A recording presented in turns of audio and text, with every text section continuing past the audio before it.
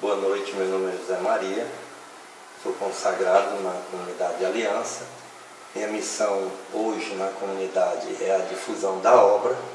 Como vocês viram nos vídeos anteriores, o nosso trabalho da difusão é esse, além dos grupos Shalom que nós temos espalhado em toda a Diocese de Fortaleza. A grande sabedoria de Deus para a comunidade de Aliança em Fortaleza foi a desinstalação dos membros da comunidade. Hoje nós temos membros que moram na zona leste e servem na zona sul da cidade.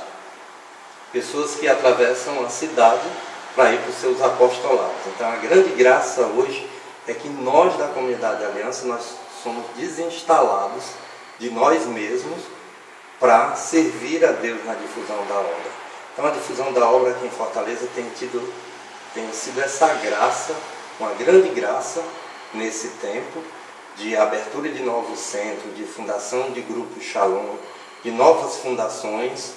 E hoje nós estamos saindo do Shalom do Mudubim, iremos para uma nova fundação que é num bairro aqui de Fortaleza chamado Messejana, no centro de Messejana.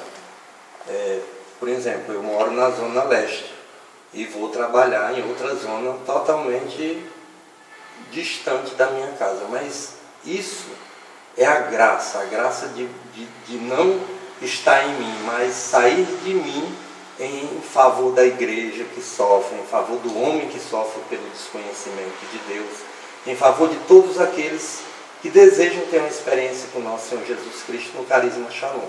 Então nós hoje na comunidade nós vivemos essa grande graça. E uma comunidade acomodada, ela está fadada a morrer.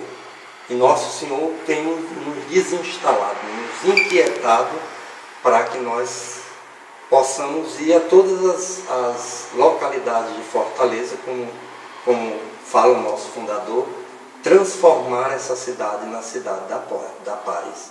Então eu convido a você, meu irmão aí de Natal, que faça essa experiência de anunciar Jesus nos bairros mais difíceis. Aqueles homens que não conhecem a Deus, eles necessitam de nós como discípulos e ministros da paz, contemplativos na ação, irmos em busca desses para ofertar a nosso Senhor Jesus Cristo. E aí você vai sentir a graça de Deus agindo em você. Uma boa noite e que Deus os abençoe. Shalom.